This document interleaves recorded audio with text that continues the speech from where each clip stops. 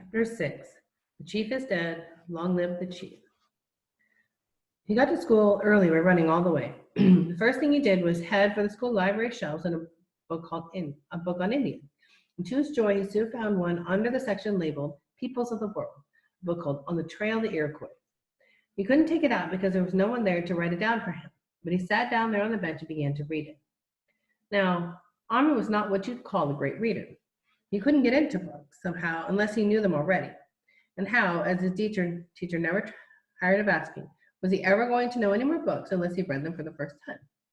And On the Trail of the Iroquois was not exactly a comic. Tiny print, hardly any pictures, and no fewer than 300 pages. Getting into this was obviously out of the question. So Omri just dipped. He managed to find one or two fairly interesting things straight away. Iroquois Indians were sometimes called the Five Nations. One of the five are the Mohawks, a tribe Omri had heard of. They had indeed lived in longhouses, not teepees, and their main foods had been the maize and squash, whatever they were, and beans. These vegetables had, for some strange reason, been called the Three Sisters. There was many mentions of the Algonquins along the Iroquois enemies. And Omri confirmed that the Iroquois had fought, they said, the English, while the Algonquins fought for the French in sometime in the 1700s, and that both sides had scalped like mad. At this point, it really became interesting. The book, in this terribly grown-up way, was trying to tell him something about why the Indians had done such a lot of scalping. Omri had always thought it was just an Indian custom, but the book seemed to say that it wasn't that at all, at least not until the white man came. The white man seemed to have made the Algonquins and the Iroquois and the Algonquins keen on scalping each other, not to mention white men, French and English, as the case might be, offering them money and whiskey and guns. Omri was deep in the book, frowning heavily 7 minutes after the bell had rung. Someone had to tap him on the shoulder and tell him to hurry into assembly. The morning lasted forever. 3 times the teacher had paused to tell Omri to wake up. Last, Patrick leaned over and whispered, "You're even dreamier than usual today. What's up? Thinking about your Indian?" "Listen," hissed Patrick. "I think you're putting me on about the Indian. It was nothing so marvelous. You can buy them for a few pence at Yaps." Yaps was the local newsagent and toy shop. "I know, and all the equipment for them. I'm going shopping at lunch break. Are you coming?" "We're not allowed out of school at lunch unless we eat at home. You know that." "Well, I'm going anyway. I've got to." "Go after school." "No, we've got to go home after school." "What? Aren't you going to skateboard?" "Omri and Patrick, will you kindly stop chattering?" He stopped. At long last, lunchtime came. "I'm going. Are you coming?" "No, there'll only be trouble. I can't help that." "You're a twit." Twit or not, Omri sneaked out, ran across the playground, through a hole in the fence. The front gate was locked to keep the infants from going on the road. In 5 minutes, by running all the way, he had reached Yaps. There was a selection of plastic figures there was good. There was one with a whole box of mixed cowboys and Indians. Omri searched till he found a chief wearing a cloak and a full feather headdress with a bow in his hand and a quiver full of arrows slung across his back. Omri bought it with a part of his lunch money and rushed back to the school before he could be missed. He showed the chief to Patrick. Why get another Indian? Only for the bows and arrows. Patrick was now looking at him if he had gone completely screwy. In the afternoon, mercifully, they had 2 periods of handicrafts. Omri had completely forgotten to bring the teepee he'd made, but there were plenty of felt scraps. The scraps of felt, sticks, needles, and thread lying around the handicrafts room, and he'd soon made another one, much better for the first. Sewing had always bored him rigid, but now he sat for a half hour stitching away without even looking up. He was trying to achieve the patch look of the real teepee made of old shaped pieces of hide. Then he found a way to bracing the sticks so they didn't fold up every time they were nudged. "Very good, Omri," remarked his teacher several times. What patience all of a sudden. Omri, who usually liked praise as much as anyone, hardly heard her and was concentrating so hard. For a long time he became aware that Patrick was standing over him, breathing through his nose rather noisily to attract his attention. "Is that for my Indian?" "My Indian, yes." "Why are you doing it bits like that?" "To be like a real one. Real ones have designs on them. So will this. He's going to paint proper Iroquois ones." "Who is?" "Little Bear. That's his name." "Why not call him Running Nose?" asked Patrick with a grin. Omri looked at him blankly. "Because his name is Little Bear," he said. Patrick stopped grinning. He frowned. "Wish you'd stop this stupid business," he said peevishly. "Going on if it weren't a joke." Omri went on looking for him for a moment, then went back to his racing. Each pair of stick had to have another short stick glued between them. It was quite tricky. Patrick stood a minute and said, "Can I come home with you today?" "No, I'm sorry." "Why not?" Mom second guessed. Omri mumbled. He didn't tell lies very well, and Patrick knew at once that it was a lie and was hurt. "All right then, be like that," he said, and stalked off furiously. The afternoon ended at last. Omri accomplished the walk home, which was normally dawdling and took a half hour, a little over 10 minutes. He arrived sorely out of breath and greeted his surprised mother. "Have you developed jet engines, or have you been expelled?" With a lot of gasping and a request to go straight to his room without waiting for tea. "What have you been up to up there?" "There's an awful mess on the floor. Looks like bits of grass and bark." "And where did you get that beautiful little Indian teepee? I think it's made of real leather." Omri looked at her, speechless. He began at last. Telling lies to Patrick was one thing. Lying to his mother was quite something else, but he never did it unless the emergency was dire. But mercifully, the phone rang just then, and he was spared for the moment. He dashed upstairs. There was indeed a fair old mess, and no worse than often let himself when he'd been working on something. Little Bear and the horse were now nowhere to be seen, but Omri guessed where to look, behind the dressing up crate. A wonderful sight met his eyes. A longhouse, not finished, but no less interesting, and beautiful for that, stood on the seed box, whose smooth surface was now much trampled over. There were hoofs as well as moccasin prints.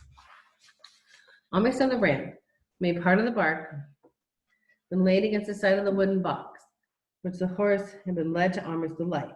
Odd as it may seem, a towel pile of horse manure lay on the ramp as proof of the horse's passing.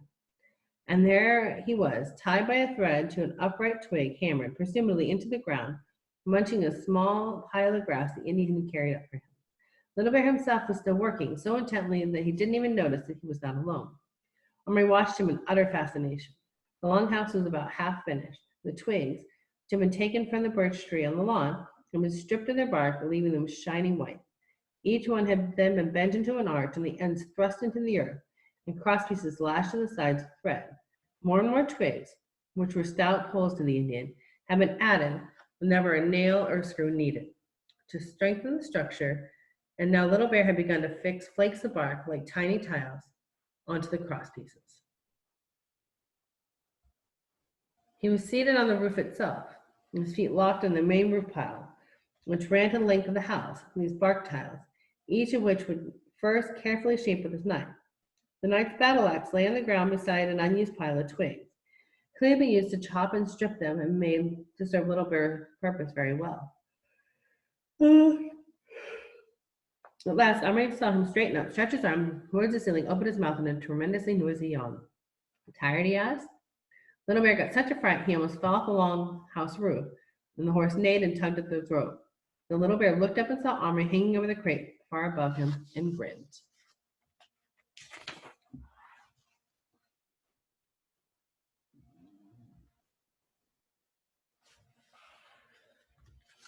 Little Bear tired.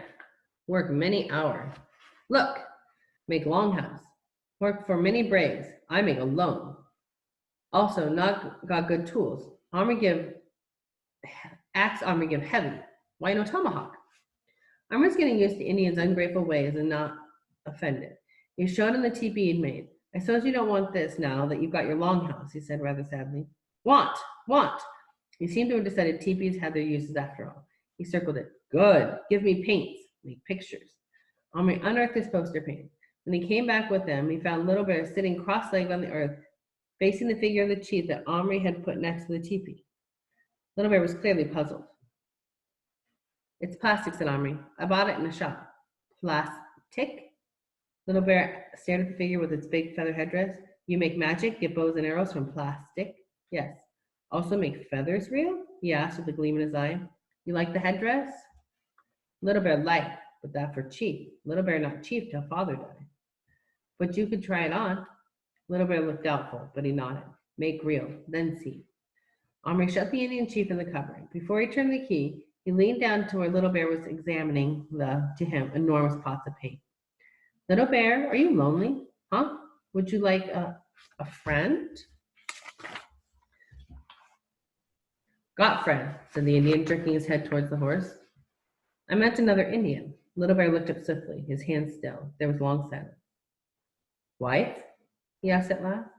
No, it's a man, said Omri, the chief. No, it won't, said Little Bear immediately, and went back to his work with bent head. Omri was disappointed. He thought it might be fun to have two Indians, but somehow he couldn't do anything Little Bear didn't want. He would have to treat this chief as he treated the knight, grab the weapons, and turn back into plastic once again. This time it wasn't quite so easy. When he opened the cover, the chief was still sitting on the shelf, looking about him in bewilderment, blinking as the light struck his eyes. Omri saw at once that he was a very old man, covered in wrinkles. He took the bow out of his hand quite easily, but the quiver full of arrows was hung around his leather thong, and as for actually lifting the feather headdress clean off the gray old head, we found he just couldn't bring himself to do it. It seemed so rude. The old man gazed up at him, blankly at first, and then with dawning terror. But he didn't get up and he didn't speak, though Omri saw his lips moving and he noticed he had hardly any teeth. Omri somehow felt like he should offer the old chief some friendly words to reassure him. So he held up one hand. White men sometimes did in films when they were treating Indian chiefs with politeness, and said, "How?"